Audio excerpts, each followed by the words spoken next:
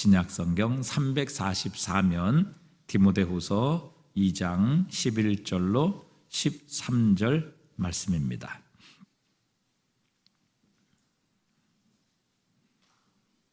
우리 석절을 다 같이 함께 읽겠습니다. 미쁘다 이 말이요 우리가 주와 함께 죽었으면 또 함께 살 것이요 참으면 또한 함께 왕노릇할 것이요 우리가 주를 부인하면 주도 우리를 부인하실 것이라. 우리는 미쁨이 없을지라도 주는 항상 미쁘시니 자기를 부인하실 수 없으시니라. 오늘 결혼한 부부를 예로 한번 시작해 보고자 합니다. 우리가 결혼을 하지요. 결혼을 합니다. 결혼을 하고 나면 우리는 한 명인지 한 명이 아니라 결혼을 하면 우리는 한 몸이 됩니다. 그렇지요? 네, 성경은 한 몸이 될지니라고 표현하고 있습니다. 그런데 막상 저도 결혼을 경험하고 나니까 한 몸인지 정말 한 몸이 맞는 것인지 두 몸인지 구분이 안 갈 정도로 정말 신기하게 서로가 마음이 안 맞습니다. 결혼하기 전에는 몰랐습니다. 결혼 안 하신 분 아직 계시죠? 모르실 수 있습니다.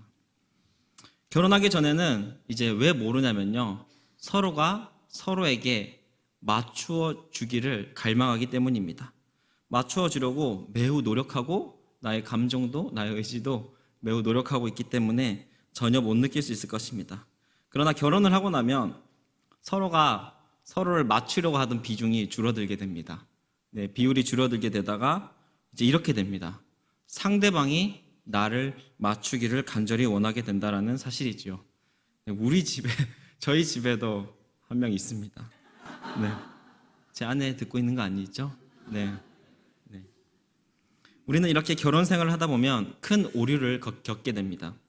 누가 옳은지 누가 그른지 판단하는 지혜가 무뎌지고 서로의 말 중에 누가 옳은 것인지 우리는 알 수 없게 되기 때문에 우리가 또 서로 싸우게 됩니다. 성경을 보면 우리의 이러한 결혼 생활, 이러한 모습은요, 사실 굉장히 정상적인 모습이라고 생각합니다.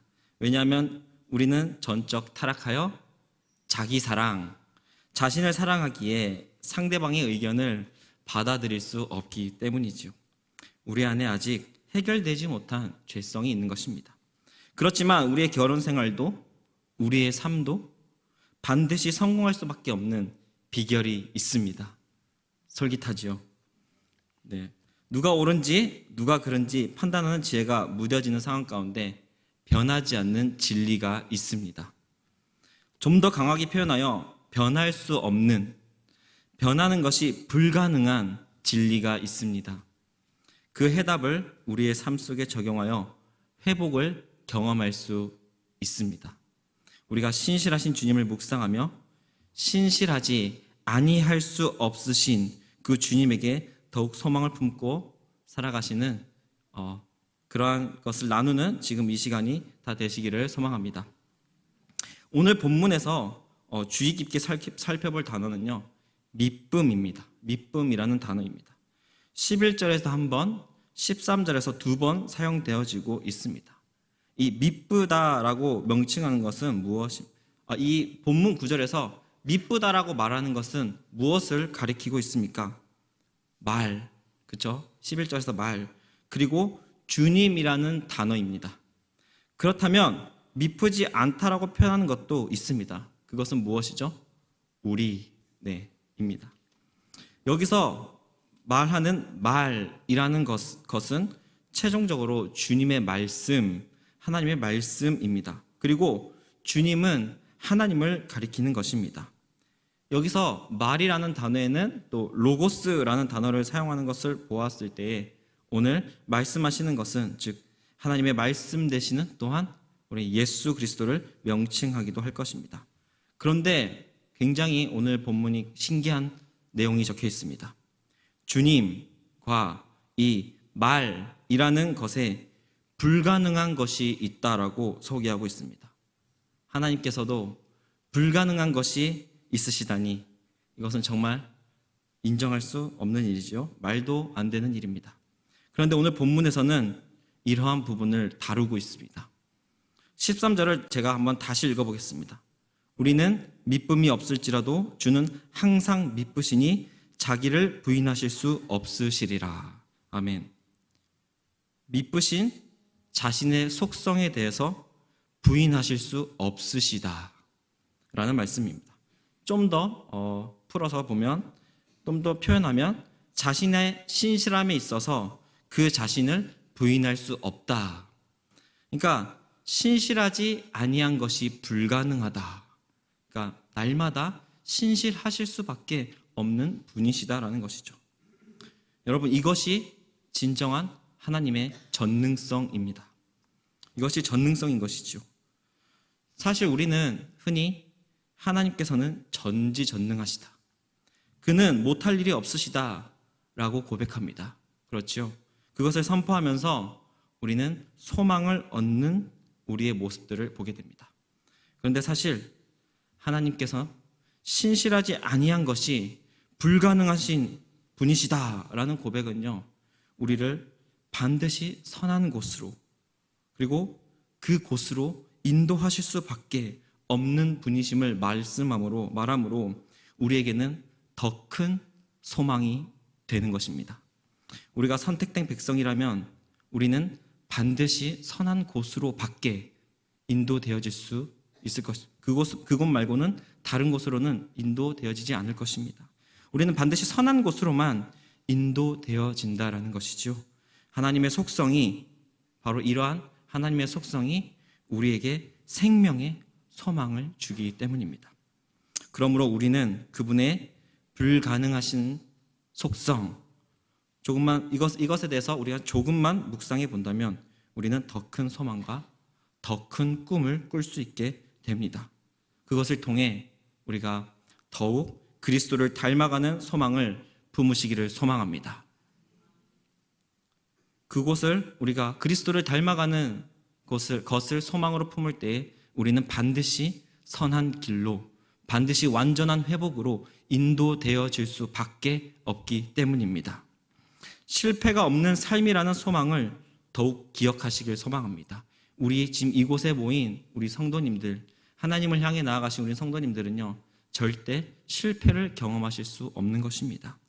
우리가 그것을 기억하며 본질적 성공의 삶으로 나아가시는 저와 여러분이 다 되도록 합시다.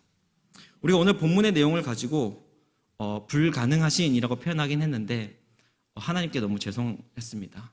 이걸 불변하신 그 속성으로 좀 바꾸고 싶습니다. 불변하신 그 속성을 기억하면서 두 가지 정도 살펴보고자 합니다. 첫 번째로, 이 미쁘신 하나님의 말씀은 우리의 가정을 반드시 회복시키고 우리의 공동체를 반드시 회복시킨다라는 것입니다. 여기서 가장 중요한 단어는 우리의 가정, 우리의 공동체일 수도 있겠지만 여기서 주의 깊게 볼 단어는 바로 미쁘신 하나님의 말씀, 그리고 반드시입니다. 오늘 본문도 말씀하죠. 미쁘다 말이요. 미쁘신 하나님의 말씀에 대하여 언급하고 있습니다. 하나님의 말씀 또한 그 미쁘신 그 자기를 부인할 수 없으신 하나님의 속성 가운데 우리를 반드시 회복의 길로, 생명의 길로 인도하실 수밖에 없는 미쁘신 말씀이라는 것이죠. 그런데 여러분, 신기하게도 우리는 잘 믿지 못합니다. 말로는 믿는다고 하는데 우리의 삶에 잘 적용하지 못합니다. 왜냐하면요, 앞이 보이지 않기 때문이죠. 미래가 보이지 않기 때문에 지금 당장 내가 이것을 적용하여서 나에게 올 손해, 나에게 당장 끼쳐질 손해에 대해서 계산을 하기 때문에 그렇습니다. 우리는 잘 행동하지 못합니다. 왜냐하면 정말로 회복이 일어나는지 확인되지 또 계산되지 않았기 때문입니다. 히브리서 11장 1절은 우리에게 말씀합니다. 믿음은 바라는 것들의 실상이요 보지 못하는 것들의 증거니. 히브리서 11장 1절 말씀은요, 보이지 않는 미래에 대한 미래에 대해서 반드시 일어날 것을 확신하고 우리에게 말씀을 해주고 있습니다. 아니 일어날 것이다 라는 가정이 아니라 이미 이루어졌다, 이미 완성되었다라고 우리에게 말씀해 주고 있습니다. 그렇기 때문에 우리의 가정에서도, 그리고 우리의 삶 속에서도, 우리의 모든 공동체 속에서도 하나님의 말씀을 적용하여 실천한다면 반드시 회복이 일어나는 것입니다. 이미 정해져 있는 사실이기 때문에 그렇습니다.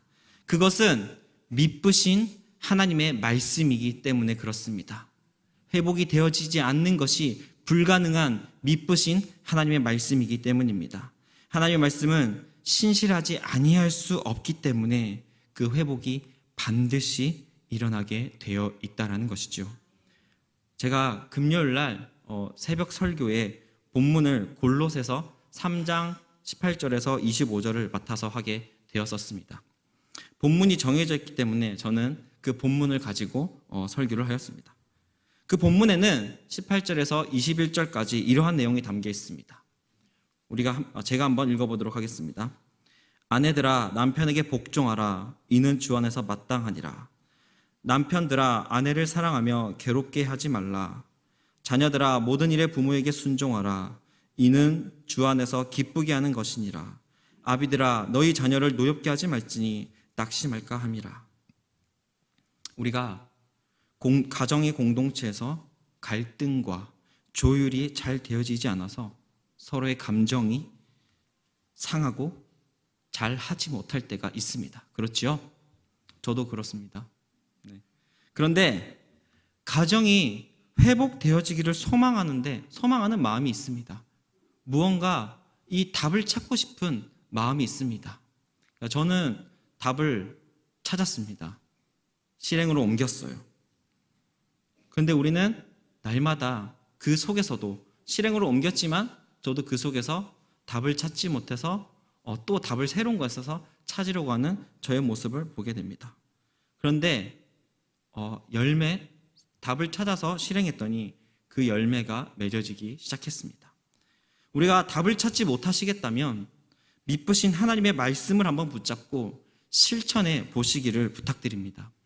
오늘 가정 가운데 골로새서 이 3장 18절에서 21절 말씀을 가정에서 한번 자신에게 맡겨진 그 자리에 위치해서 한번 실행으로 옮겨 보십시오.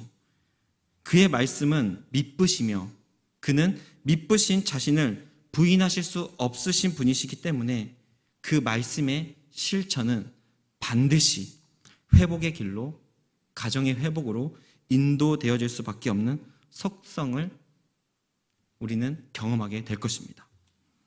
미쁘신 하나님의 말씀은 우리를 반드시 회복의 길로 인도하여 주실 것입니다. 아니 이미 시작했다면 히브리서 말씀에서 말씀하였듯이 우리는 이미 회복한 것이나 다름없습니다. 그 반드시 인도하실 수밖에 없는 속성을 우리가 조금 더 붙잡고 하나님의 속성 하나에 우리가 더욱더 큰 소망을 가지고 실천하시는 저와 여러분이 다 되시기를 소망합니다. 두 번째로 하나님의 불변하심, 바로 하나님의 신실하지 아니하실 수 없으심은 자신의 영광, 하나님 자기 자신의 영광을 위해서라도 우리가 반드시 회복되어질 수밖에 없습니다. 자신의 영광을 위해서 우리가 반드시 회복되어진다라는 것이죠. 제일 먼저 성경은 천지 창조의 최종 목적이 하나님 자신이라고 이야기합니다. 이사야서 48장 12절에는 나는 처음이요 또 마지막이라. 계시록 1장 8절에서는 주 하나님이 가라사대 나는 알파와 오메가라. 이제도 있었고 전에도 있었고 장차 올 자요 전능한 자라 하시더라. 계시록 1장 17절, 계시록 21장 6절, 22장 13절에서 이렇게 이야기합니다. 나는 처음이요 마지막이니 나는 알파와 오메가라 시작과 끝이라 라고 말씀하고 있습니다. 로마서 11장 36절에서도 이러한 말씀을 합니다. 이는 만물이 주에게서 나오고 주로 말미암고 주에게로 돌아감이라. 그에게 영광이 세세히 있을지어다. 아멘. 하나님께서는 처음과 마지막이요 시작과 끝이 되시는 분이십니다. 하나님으로 시작하였다면 그 과정은 다 하나님의 영광으로 흘러가야 하며 그 끝은 하나님의 영광으로 마무리되어야 하는 것입니다. 만물이 주에게서 나오고 주로 말미암고 주에게로 돌아가게 하셨습니다. 그 모든 것은 오직 하나님 자기 자신의 영광을 위하여 하신 것입니다. 그 뒤에 그에게 영광이 세세히 있을지어다 라고 말씀에 적혀 있는 것은 한 번도 변치 않고 자신의 영광을 위해서만 열심히 나아가셨던 분이시라는 것이 명확하게 드러나고 있습니다. 조나단 에드워즈도 이렇게 말한 바 있습니다. 하나님께서 자신이 행동하여 자신을 가장 가치 있게 만드신다. 하나님 자신이 행동하여 자신을 가장 가치 있게 만드신다. 이 말이 무슨 말입니까? 자신이 행동하여 자신을 가치 있게 하는 것에 목적을 두고 계신다라는 것입니다. 그런데 하나님께서 자신의 영광을 위하여서 하신 일들을 통하여 하신 일들이 우리를 반드시 회복해 하시며 행복한 곳으로 이끄시는 불변함을 가지신 하나님이시다라는 것입니다. 이사야서 43장은 하나님께서 자신의 영광을 위하여 하신 일들이 이스라엘 백성들을 행복하게 하시며 위로하신 사건이 드러나고 있습니다. 이사야서 43장 1절에서 7절을 우리 다 같이 한번 읽어보도록 하겠습니다. 시작.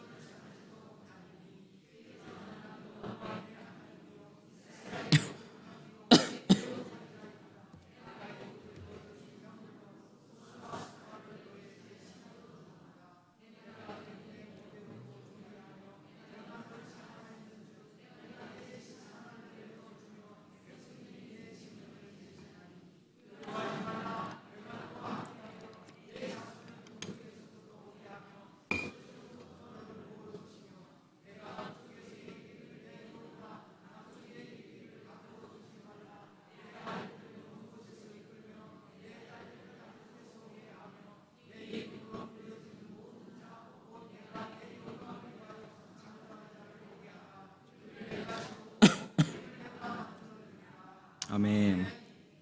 이 1절에서 7절의 말씀은 구원 약속으로 이스라엘을 위로하시는 말씀입니다. 하나님은 이스라엘과 맺으신 그 언약을 잊지 않으시고 그들을 이방 가운데서 회복시키실 것을 말씀하고 있습니다. 이렇게 하나님은 이스라엘 백성들이 행복하기를 원하셨습니다. 그런데 이사야서 43장 7절의 말씀을 보면 하나님께서 우리를 행복하게 만들 수밖에 없으셨던 행동의 말이 발견됩니다. 7절을 제가 한번 읽어보겠습니다. 내 이름으로 불려지는 모든 자, 곧 내가 내 영광을 위하여 창조한 자를 오게 하라. 그를 내가 지었고 그를 내가 만들었느니라. 이 말씀에서 명확히 드러나는 자기 영광에 대한 효과가 바로 이스라엘의 행복이 된다는 것을 알 수 있습니다. 내 이름으로 불려지는 모든 자, 내 영광을 위하여, 나의 영광을 위하여, 하나님의 자신의 영광을 위하여 창조한 자라고 언급하고 있기 때문입니다. 여기서 하나님께서 지금까지 불변하시지 않았던 것이 바로 불변함이 없으셨던 것이 바로 자기 영광이었다라는 것이 명확하게 드러나고 있습니다. 이 자기 영광이 드러나는 곳에는 하나님께서 반드시 행복과 위로와 회복이 주어지게 하신다라는 것입니다. 아니, 주어졌다라는 것이지요. 기도에 대하여서도 하나님께서는 자기 영광을 위해서 우리에게 응답하여 주십니다. 요한복음 14장 13절입니다. 우리 다 같이 한번 제가 한번 읽어보도록 하겠습니다. 너희가 내 이름으로 무엇을 구하든지 내가 행하리니 이는 아버지로 하여금 아들로 말미암아 영광을 받으시게 하려 함이라.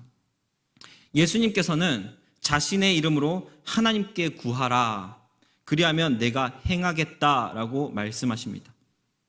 하나님께서 우리의 기도를 들어주시겠다라는 것이지요. 우리의 기도에 응답하여 주시겠다라는 것입니다. 그런데 여기서 하나님께서도 또한 불변함의 속성이 드러나게 됩니다. 그 기도를 듣고 행하는 그 이유가 무엇입니까? 아들로 말미암아 영광을 받으시게 하려 함이라. 바로 자기 영광이란 사실이 또 명확하게 또한 이 기도의 응답 속에서도 드러나게 됩니다. 사랑하는 여러분, 하나님은 미쁘시며 하나님의 말씀은 미쁘시며 하나님께서도 미쁘신 분이십니다. 한 번도 자신의 신실함에 대하여 신실하지 않으셨던 적이 없으셨습니다. 자기 영광에 항상 신실하셨던 분이십니다. 자기의 영광을 위해서라면 능력을 한없이 끝없이 베푸시는 하나님이십니다. 그렇다는 건 우리가 하나님의 영광에 우리의 삶과 우리의 생각을 온전히 가치를 두는 삶을 살아가게 된다고 한다면 우리는 반드시 성공에 이르게 되는 것입니다. 반드시 회복하며 반드시 우리는 행복해질 수밖에 없다라는 것입니다. 자기 영광을 위해서 나아가지 않는 것이 자기의 영광을 위해서 나아가지 않는 것이 불가능한 분이시기 때문에 우리의 삶은 반드시 더 나은 삶으로, 영원한 삶으로, 완전한 삶으로 반드시 변할 것입니다. 그러므로 우리의 삶을 하나님께 영광에 맞추는 저와 여러분이 다 되시기를 소망합니다. 하나님의 영광의 삶을 맞추고 살아가기만 한다면 오늘 이사야의 말씀처럼 그리고 요한복음의 말씀처럼 하나님께서는요 우리의 기도에 날마다 응답하여 주시고 우리의 소원을 날마다 들어주시며 날마다 그 소원이 이루어지는 것을 우리의 눈으로 직접 목격하게 될 것입니다. 우리는 날마다 행복할 것입니다. 날마다 회복을 경험하게 될 것이고 날마다 천국을 경험하게 될 것입니다. 또한 우리의 공동체가 회복되고 우리의 가정 공동체가 회복되어지는 놀라운 일이 벌어지게 될 것입니다. 말씀을 정리하면 맺겠습니다. 요즘 아이들이 자주 쓰는 용어가 있습니다. 제가 청년 때도 제 옆에 있던 동생이 자주 썼는데 버스를 탄다, 버스를 태워준다, 버스를 탔다. 그게 무슨 뜻인지 아십니까? 우리 진짜 버스를 탄다 이런 개념이 아니라 이 말의 뜻은 이제 아무 능력 없는 사람이 있습니다. 그런데 능력 있는 사람과 그룹을 맺는 것입니다. 그룹을 맺고 아무 능력 없는 사람은 아무것도 하지 않습니다. 단지 그 그룹에 있는 사람과 함께 있을 뿐이지요. 그런데 그 그룹에 있는 일원이 그 모든 퀘스트를 통과하는 것입니다. 통과하고 나면요, 아무것도 하지 않은 사람도 그 퀘스트를 통과했다라는 마크가 찍히게 됩니다. 이것을 우리는 버스를 탔다 이렇게 표현합니다. 그리고 그에 대한 모든 보상도 그 아무것도 하지 않은 사람도 받는 것입니다. 이 버스 너무 좋지요. 하나님은 미쁘신 분이시기에 또한 자기의 신실하심의 그 속성을 부인할 수 없는 분이시기에 바로 하나님은 신실하지 아니할 수 없는 분이시기 때문에 우리가 그곳에 바로 하나님의 영광, 하나님께 영광에 집중하여 그곳에 얹혀지기만 한다면 우리는 버스를 타는 것입니다. 우리는 그렇게 버스를 타게 되는 것이죠. 하나님이 가시는 목적지는 어디입니까?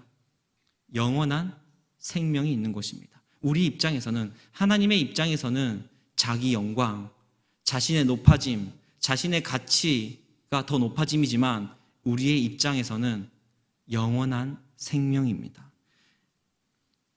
영원한 쉼터입니다. 영원한 회복입니다. 영원한 행복이 있는 곳입니다. 여러분, 날마다 버스에 올라타시는 저와 여러분이 다 되시기를 소망합니다. 날마다 주님께 영광이라는 버스에 올라타시기를 소망합니다. 그럴 때 우리의 삶은 영원한 행복과 영원한 승리로 날마다 살아갈 줄 믿습니다.